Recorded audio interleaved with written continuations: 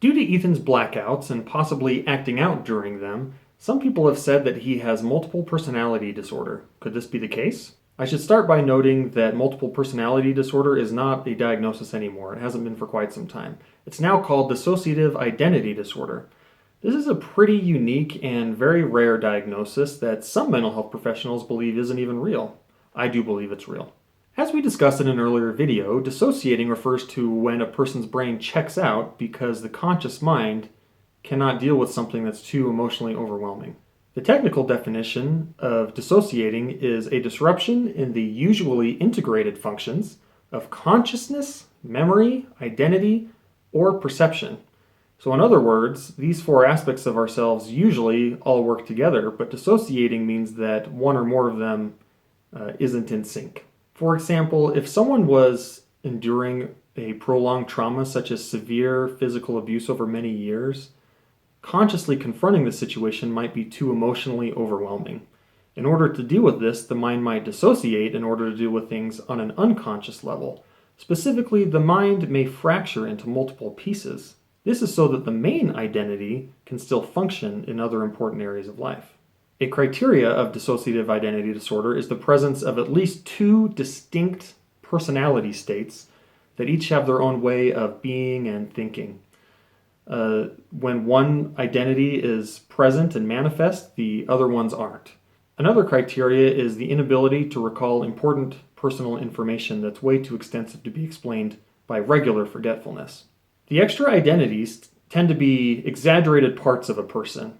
For example, a person's main identity might be timid and reserved, while another identity state is very aggressive and protective. One identity state might be super compassionate, while another identity state overly intellectualizes everything. The theory is that each of these identities are part of the whole self, but to integrate them would be way too emotionally overwhelming. So rather than thinking of a person having multiple personalities, think of a person with a single fragmented identity. Each identity is simply part of the whole self. What is typical is that a person has one main identity, and when they shift into another identity state, they have no memory of what happened. Perhaps they find clothing in their house that they apparently bought, but they have no memory of buying it because they did so while they were in another identity state. This is the part of dissociative identity disorder that seems relevant to Ethan. He has times when he doesn't remember what he's done, but he has apparently done something. This is most apparent the time he came out of a blackout and had an origami figure in his hand. It's possible that Ethan had assumed another identity during this blackout and had been up and about doing things, and that he doesn't remember things because he was in another identity state. However, it's very difficult to determine if this is what's going on because we have absolutely no collateral information from anyone else.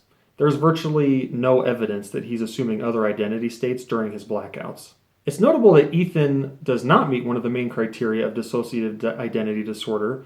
That is, that he does remember important personal information. That is, he knows his name's Ethan Mars, that one of his sons was killed, that he's divorced, etc. Well, after all of this talk about Ethan Mars, it seems his one and only diagnosis is post-traumatic stress disorder. Hopefully you play the game in such a way that he gets some help with that. The next character we discuss won't be quite so serious. We're going to talk about someone I don't believe anyone else has attempted to diagnose. The line from Tetris. Why doesn't it ever come when you need it?